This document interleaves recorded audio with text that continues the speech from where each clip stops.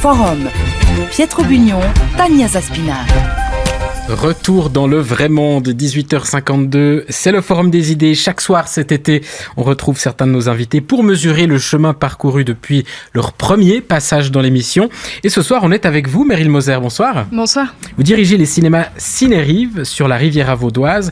Alors, il y a 1 année et demie, on vous avait reçu en pleine pandémie et vous nous aviez présenté les activités que vous souhaitiez développer alors que vos salles avaient été fermées pendant plusieurs mois. Parmi ces activités, une escape game, ce jeu qui consiste à sortir d'une pièce dans laquelle on est enfermé. Où est-ce que vous en êtes aujourd'hui ?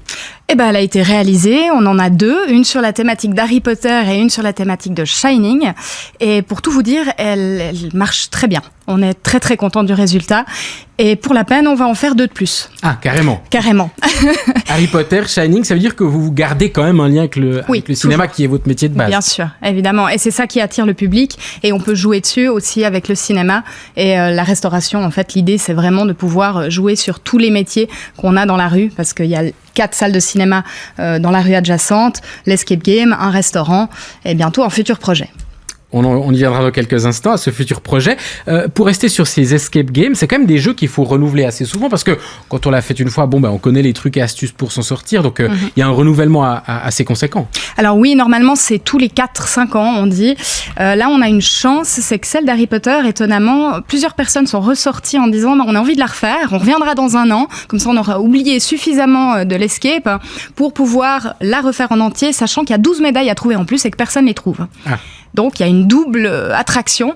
Et pour les prochaines, on va vraiment travailler sur le fait d'avoir plusieurs scénarios pour pouvoir faire revenir les gens plusieurs fois et que ça puisse continuer plus que 4 ans. Après, c'est le scénario à modifier.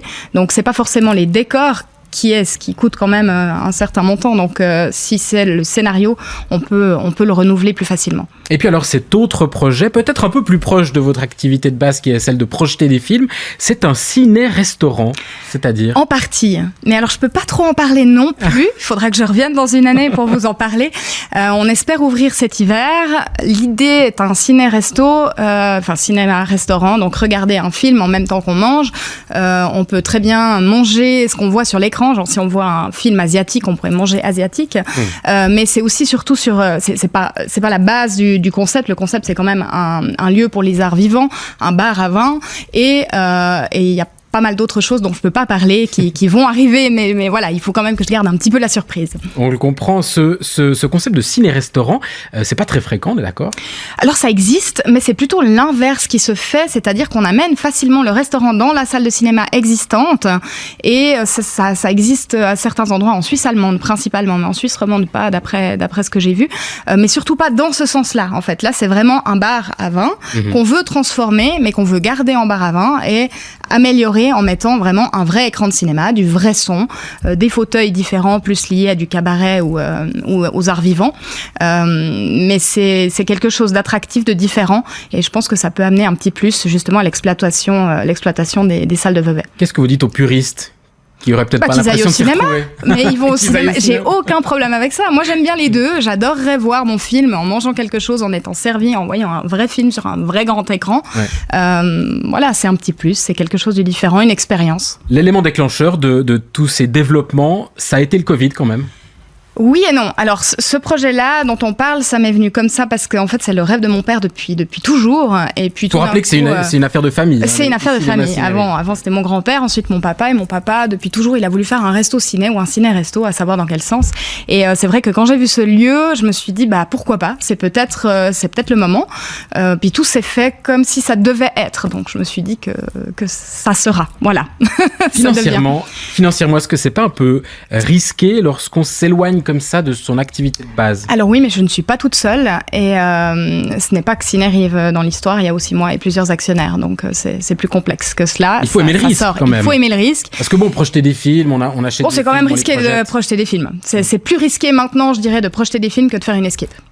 pour ma part. Enfin, c'est ce qu'on remarque. Et d'ailleurs, si on n'a pas d'aide des communes, actuellement, on a de la peine à s'en sortir. La moitié de nos villes sont aidées par les communes.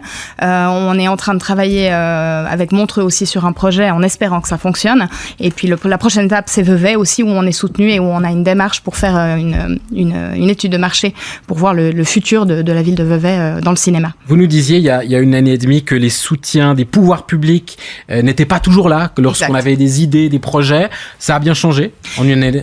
Alors, c'est pas au niveau des idées et des projets, parce que les 3 autres villes comme Orbe, La Sarraz et Montaix, on a un accord avec eux parce que c'est leur salle. Donc, c'est normal qu'on soit aidé. En fait, on est juste le gérant du lieu.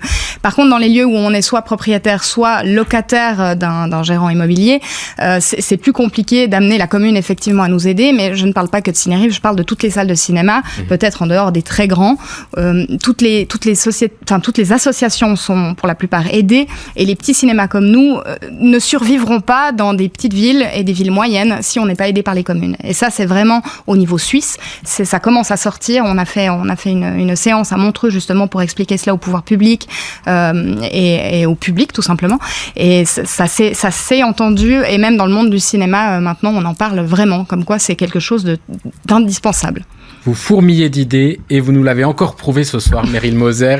Merci d'être revenu nous parler de vos projets dans ce forum des idées de l'été. Vous dirigez, je le rappelle, les cinémas Ciné-Rive. Je vous souhaite une bonne soirée. Merci. Merci à vous. 18h58, la météo, Tania.